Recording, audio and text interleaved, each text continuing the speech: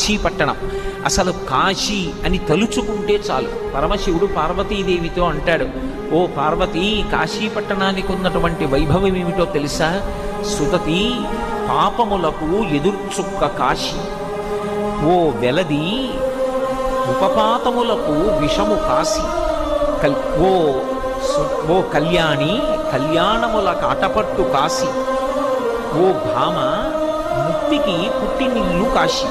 కాశీపట్టణానికి ఉన్నటువంటి గొప్పతనం ఏమిటి అంటే, ఓ సుగతి పార్వతీదేవిని పిలిచి అంటాడు, పాపములకు ఎదుర్చుక్క కాశీ. కాశీపట్టణం లోపలికి వెడుతుంటేనే రోమకూపములను ఆశ్రయించి ఉన్నటువంటి పాపరాశి పక్షి రూపంలో ఎగిరిపోయి చెట్లని పట్టుకుని ఉంటాయి.